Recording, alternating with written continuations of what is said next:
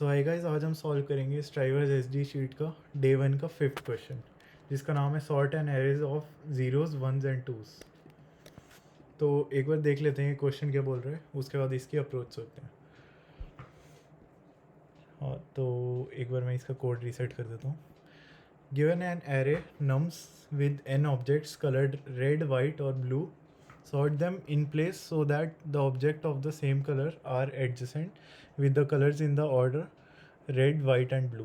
तो हमारे पास 3 टाइप के कलर्स हैं और उनको 0, 1 और 2 से डिनोट किया गया है, रेड, वाइट और ब्लू को। ठीक है, तो हमारे पास यही 3 कलर के एरे है एक, मतलब इसी 3 कलर के ऑब्जेक्ट्स होंगे उस एरे में। ठीक है, तो हमें बोला गया है कि इसको इन प्लेस सॉर्ट करना है। इन प्लेस का मतलब है कि हमें कोई भी एक्स्ट्रा स्पेस यूज़ नहीं करनी है। तो जो ब्रूट फोर्स अप्रोच आप सबके दिमाग में आएगी वो होगी कि इनको नॉर्मल सॉर्ट कर सकते हैं। तो सॉर्ट आप काफ़ी तरीक़ों से कर सकते हो, मर्ज सॉर्ट लगा के, बबल सॉर्ट लगा के, या फिर क्विक सॉर्ट, या फिर इनबिल्ट सॉर्ट फंक्शन भी है। तो अगर आप इसमें सॉर्ट फंक्शन लगा के भी कर दोगे तो ये हो जाएगा, लेकिन वो एक्सेप्ट नहीं हो पाएगा, क्योंकि मतलब एक्सेप्ट हो जाएगा लेकिन वो ऑप्टिमाइज सॉल्यूशन नहीं है। तो उसकी कॉम्प्लेक्सिटी जाएगी एवरेज केस में n log n और वर्स्ट केस में n² जाएगी सॉर्टिंग की, आपको ही पता है। तो हम उसको ऑप्टिमाइज़ किस तरीके से कर सकते हैं, तो हमें ये एक गिवन है कि हमारे पास 3 ही टाइप के कलर्स हैं। तो हम इस इंफॉर्मेशन का यूज़ करके क्या करेंगे, हम 3 पॉइंटर्स ले लेंगे। ठीक है, हमने ले लिया i = 0, j = 0 और k = n-1, और n यहाँ पे है एरे का साइज़, nums.size। ठीक है, तो इस क्वेश्चन में हमें क्या करना है, जैसे हम एक पॉइंटर चलाएंगे, ठीक है, जो चलेगा 0 से लेके n-1 तक। और हम क्या करेंगे इस अप्रोच में कि अगर हमें 0 मिला तो हम उसे स्टार्टिंग में डाल देंगे, अगर हमें 2 मिला तो एंड में डाल देंगे, 1 मिला तो कंटिन्यू करेंगे, क्योंकि हमें उसे सेंटर में ही रखना है। ठीक है, तो बस इसी अप्रोच को लेके हम कंटिन्यू करेंगे। और एक बार मैं कोड लिखता हूँ, फिर आप देखना, उसको ड्राई रन करके देखना, आपको अच्छे से समझ आ जाएगा। तो मैं कोड लिखता हूँ, फिर आपको बताता हूँ।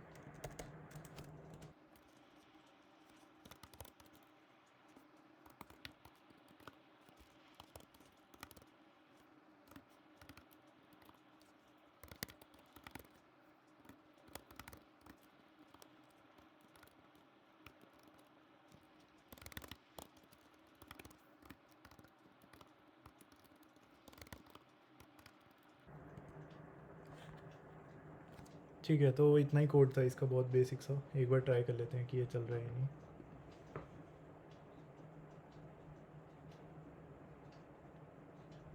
Wrong answer.